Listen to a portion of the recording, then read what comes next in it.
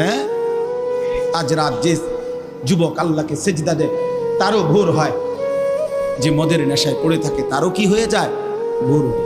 স্বার্থপর এই দুনিয়া যুবক, নওজওয়ান মনে রাখো, স্বার্থপর এই দুনিয়া কারো কথা মনে রাখে না, কারো জন্য থেমে থাকে না।